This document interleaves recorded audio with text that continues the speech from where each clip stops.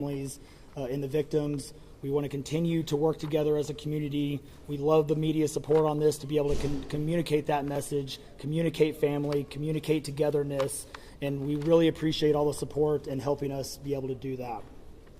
Search and rescue, as the sheriff said, search and rescue operations will continue today from Hunt in North Kerr County all the way to Canyon Lake in Comal County. Now, we're only focused on the Kerr County side, but we wanted to talk about that because for a linear from Hunt all the way to Comal County in a straight line distance is over 100 kilometers.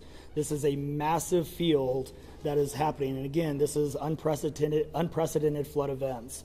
So we are still currently in the primary search phase, which is the rapid one. They are running it, we have different segments that are gridded out. Each one of those segments are taking anywhere between an hour to 3 hours, up to 2 kilometers for each segment. So what that means is they're running into a lot of technical challenges with terrain, with water, even potentially, with weather, in the rising fields. We've talked about this before. Volunteers stay out of the way because if we start getting weather reports and all the other complications that are out there, we then have to pull off of those search and rescue missions to be able to communicate to those volunteers to get off, to make sure that they don't become victims themselves. Those operations involve 19 different local and state agencies, in addition to conducting primary and secondary searches. They will be conducting welfare checks on areas in North Kerr County impacted by power outages. And when we say search and rescue operations, that is boat, walking, on the ground, dogs, drones. Again, keep personal drones out of the air, helicopters. We do have other assets that are continuing the search as well. As of present, KPUB, which is a Kerrville Public Utility Board, is reporting continued power outages between Hunt and Ingram along the South Fork of the Guadalupe River in Hunt. In the South Fork area, there are approximately 40 down power lines and significant infrastructure damage. KPUB has brought in additional utility personnel to help with restoration, but it's not possible at this time when the power is going to be restored. There are some substations along with those power lines that we are still trying to get access to just from debris buildup or them being completely wiped out. So we do not have an estimated time on when those are going to be fixed. We continue to have substantial number of requests for volunteers, as I said before, and donation opportunities. We are asking those who want to volunteer to contact the Salvation Army in Kerrville by phone at 830-465-4797 or in person at 855 Hayes Street in Kerrville. Monetary donations can be made on the Community Foundation of the Texas Hill Country's website at www.communityfoundation.net. They have a Kerr County Relief Fund set up on that site. And I will now turn it over to the Mayor, Joe Herring. Thank you for being here. I need to tell my community and those families who are waiting, this will be a rough week. Primary search continues, and we remain hopeful every foot, every mile, every bend of the river. Our work continues. You need to know that we have been blessed with help from the community, from the state, and the nation. We have trained experts who are helping in this effort. If you want to volunteer, it is important that you contact Kerrville Salvation Army and register. Dalton gave that number, but I'm going to give it again. 830-465-4797. We need focused and coordinated volunteers, not random people just showing up and doing what they do. We need to work together. As Dalton said, donations have been flowing in from around the world to the Community Foundation. Again, that website is communityfoundation.net. Please follow the City of Kerrville's Facebook page for updates. They're accurate. We take a lot of time to make sure we send out information that will be helpful, not only to residents, but to those who are visiting. I've said this 100 times, and I will say it again. We need your prayers. We need your prayers. Thank you. And now, Senator Ted Cruz.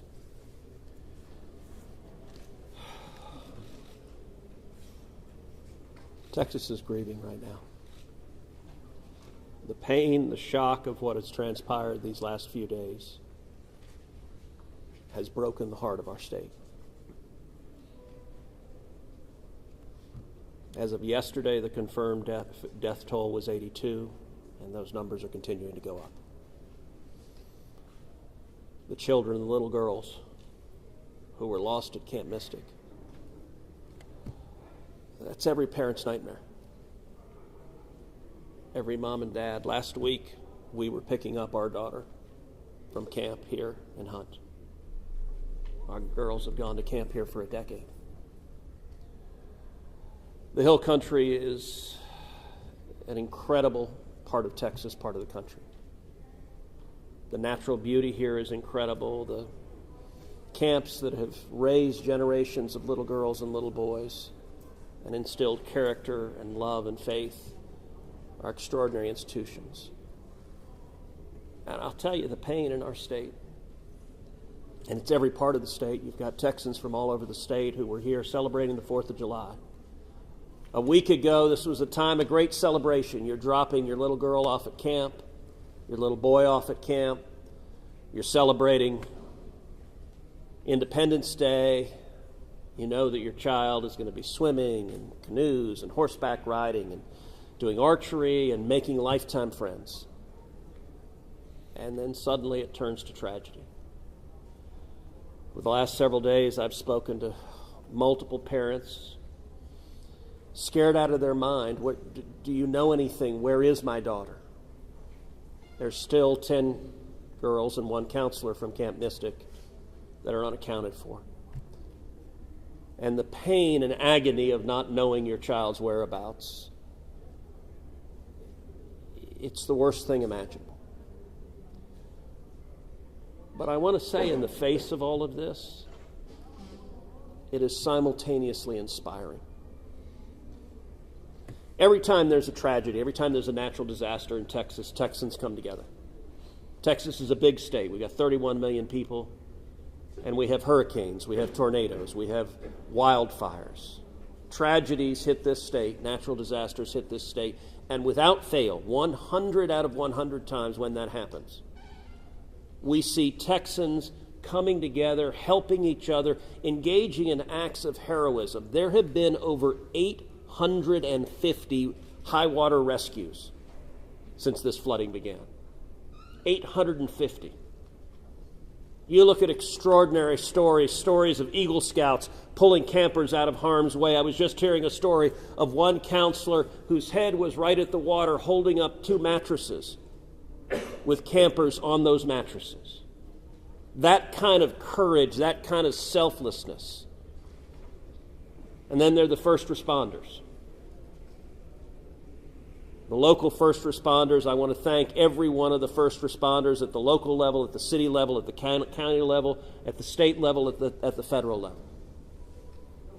In the first few hours of this flood, I was on the phone with Governor Abbott, I was on the phone with Lieutenant Governor Dan Patrick, I was on the phone with Nim Kidd, the head of the Texas Department of Emergency Management, and then I called President Trump.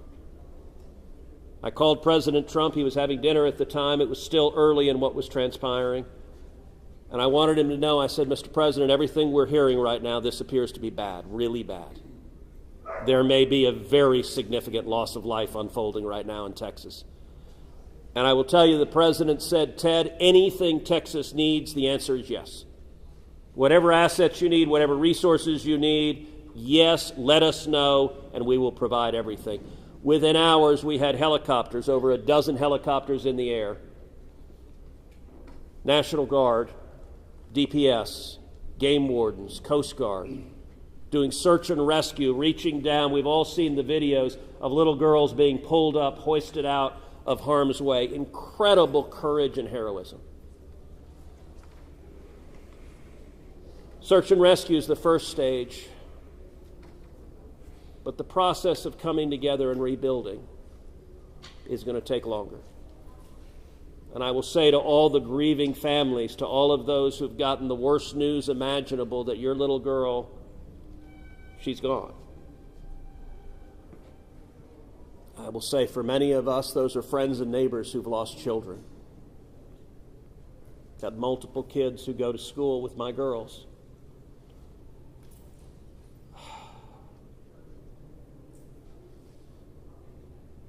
The mayor asked for prayers.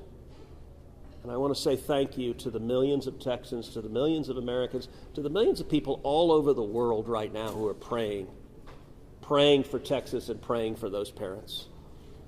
Going through this grief, it is going to take love, it is going to take friends and family embracing and hugging and holding them while they weep. And it's going to take the church.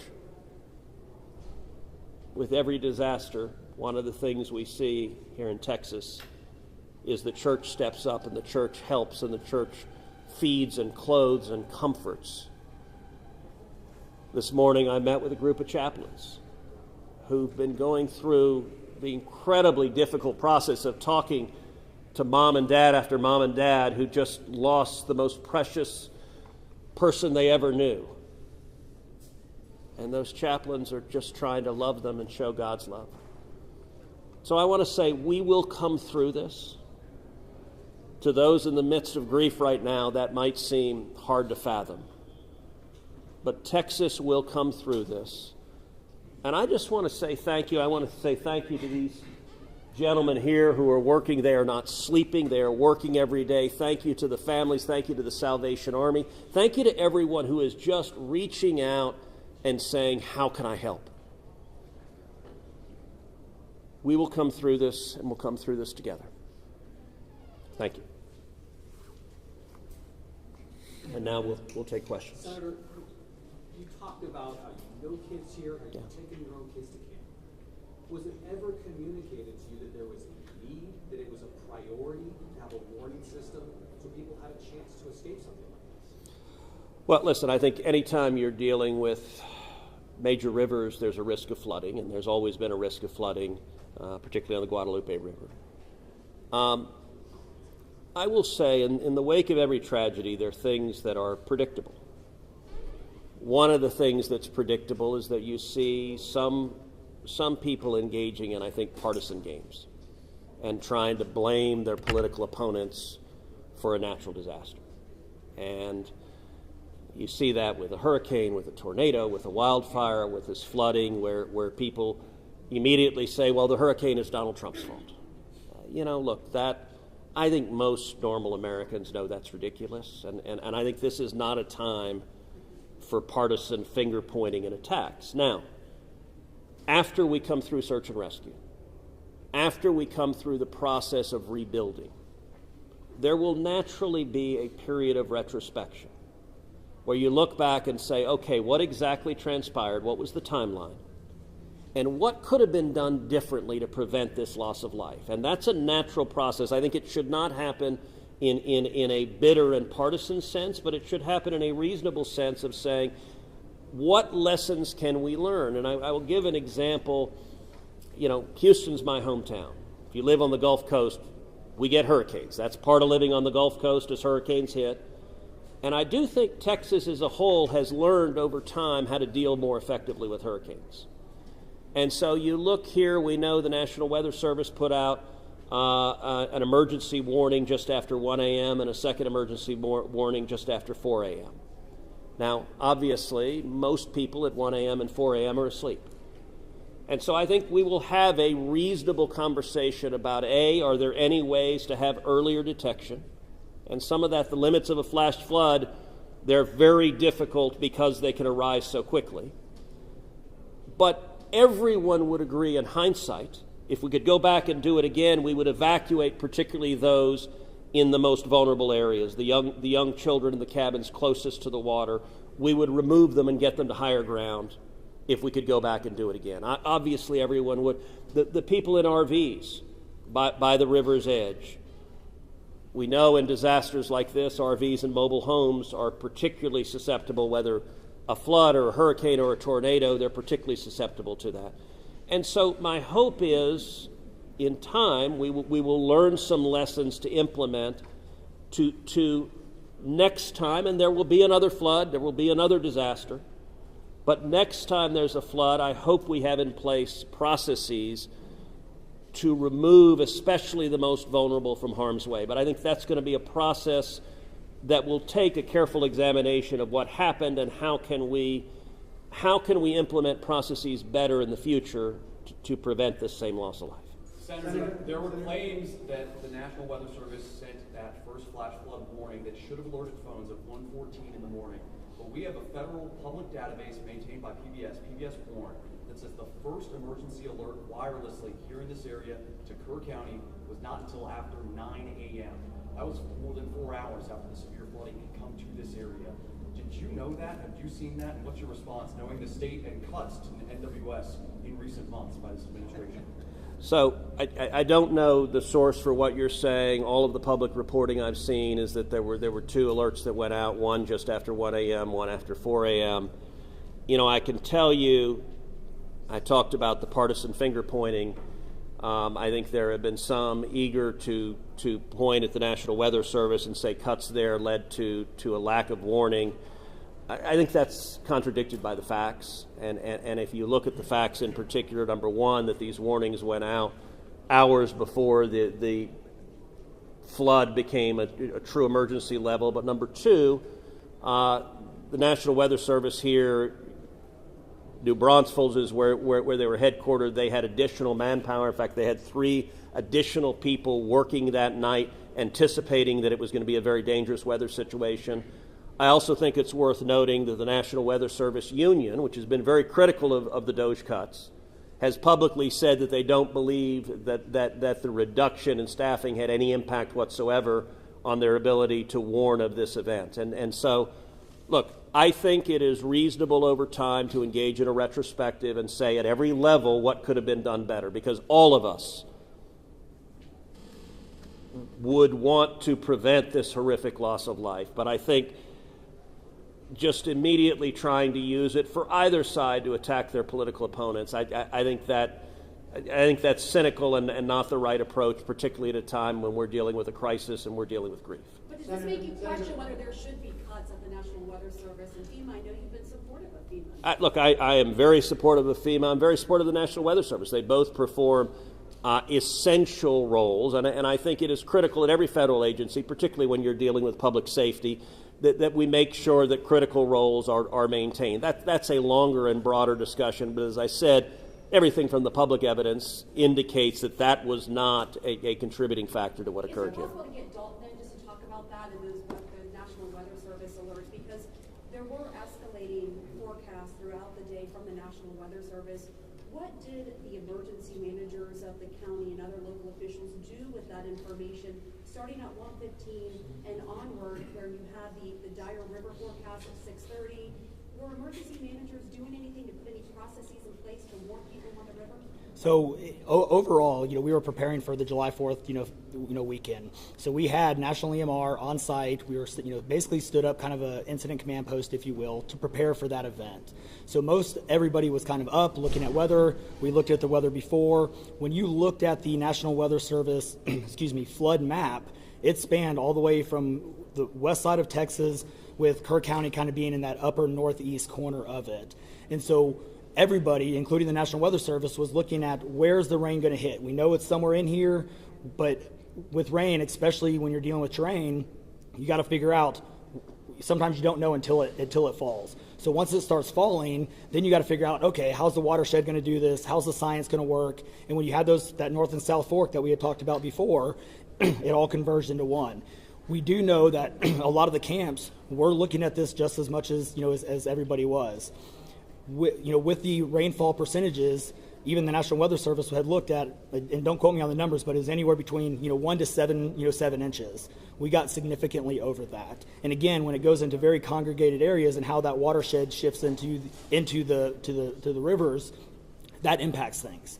And so the camps, obviously, we've heard stories where campers were getting up. They were up at 3:30 in the morning. They were trying to move to higher ground. And the other interesting part of the terrain, and we've talked to UGRA folks as well, this is the headwaters of the Guadalupe. This is the beginning. This is where everything forms when it comes into the North and South Fork. And so as those things develop, it develops very rapidly, very quickly, and this rose very quickly in a very short amount of time. And so those campers that were able to do that, it worked. There's been the other question, and I'll just give this one out.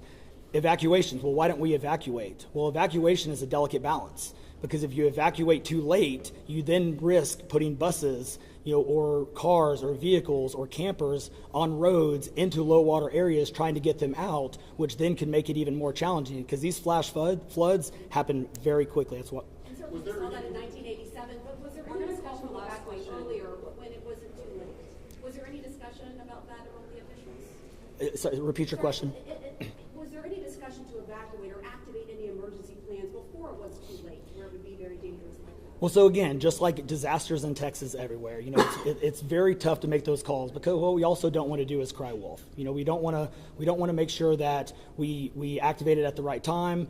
It is very difficult, very challenging, especially with this. We're looking at 100 kilometers, right? That's a big straight line distance. That's not even along the river. These areas take a lot of time to get out to.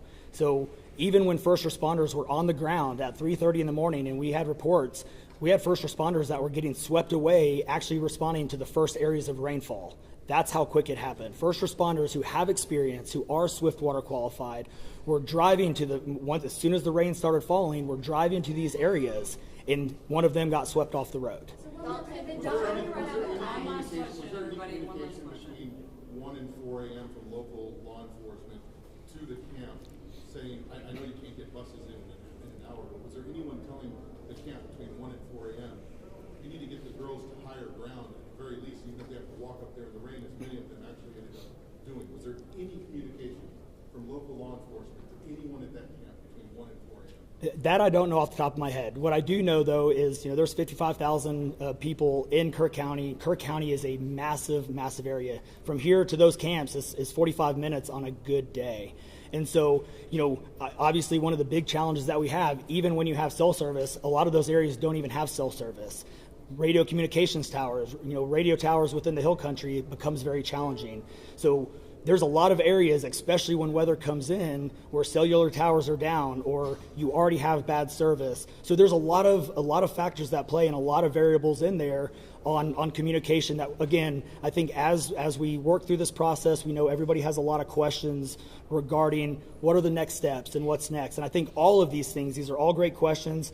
And as we continue search and rescue and as we continue to move to the next step, we definitely want to dive in and look at all of those things, from cell service tower to radio communications, or emergency alerting. Any of those things, I think we all really need to take a look at and review. And we're looking forward to doing that once we can get the search and rescue and stuff complete. In regards to the total number, before I say anything else, I just want to say thank you to you, all the first responders, everyone involved. We've been praying. Thank you. The community's been praying. The media's been praying. Thank you guys for doing that. I've got two questions. One for you, try to get an accurate count on number of missing. I know you can't. I know we don't know we don't know what we don't know. Yes. But do we know a rough idea on total estimates that are still missing overall throughout the county? And then one other follow-up. This may be for Senator Cruz. A lot of speculations being made about this being somehow man involved with the weather modification, with some of the rainmaker technology, working with farmland.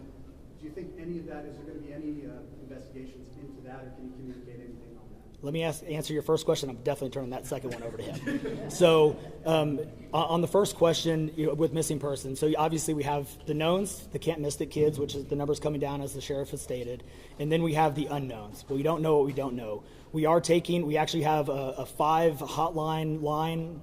It fluctuates between 3 and 5, but we're working on it. We get calls 24 hours, 7 days a week. We haven't hit the weeks yet, but we're still taking in calls. We are collecting all that information. So we don't have a solid number that we're willing to talk about right now. We do know that it is a lot, because we also are getting a lot of fake calls. You're looking. This is a worldwide discussion, and we're dealing with scammers. Victims' families are are being reached out to saying that they have their kids pay me money. It's heartbreaking. It's absolutely heartbreaking. We're dealing with, with mental health issues where people are calling saying they have visions. All of these things we're dealing with on a day-to-day basis, and we're having to vet this information, and it becomes very taxing on our people. Again, this is an extremely heartbreaking, this is, if not the worst, one of the worst, disasters in this region in a very, very long time, even beyond 1987. And but we're Would best estimate give it like dozens or hundreds, or just to give people an idea? a lot. So, Follow-up, yeah, let me. Yeah, Not to get into the weeds on, people are asking lots of questions, and where should we start the investigation? To the best of my knowledge, there is zero evidence of anything related to anything like weather modification. And look, the internet can be a strange place. People can come up with all sorts of crazy theories. What I know is a reality is that a whole lot of Texans are grieving right now. I will tell you, I was visiting with one parent who was talking about online, being harassed online because their information was public that they had a little girl who was missing at Mystic. And look, there are a lot of people who are messed up, and my call for everyone, there's a time to have political fights, there's a time to disagree. This is not that time. This is a time just to reach out, support each other, go volunteer at the Salvation Army, give them money, go volunteer at your church, you know what I did when this happened? Just go hug your kids. Because I got to tell you, I hugged my girls with tears in my eyes, because every one of us who's a parent, there but for the grace of God go I. And nothing will fill the void in these moms and dads' hearts, but they'll make it through it. And every one of us, we have an obligation to come through and help them make it through it. And look, Texas will come through, and let me say, Kirk County, the Hill Country is incredible. It is beautiful. And these summer camps, Camp Mystic is an incredible Texas institution. For a century, it has made a profound difference helping young girls become strong women in Texas and across the country. And so, for me at least, I'm praying for these camps. I'm praying for all the campers, everyone implicated, everyone impacted, and I hope we come together and stand as one doing that. Thank you. Thank you, everybody.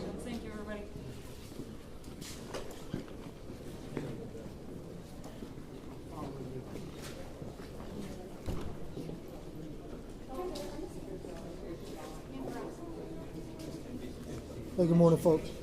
If you were not here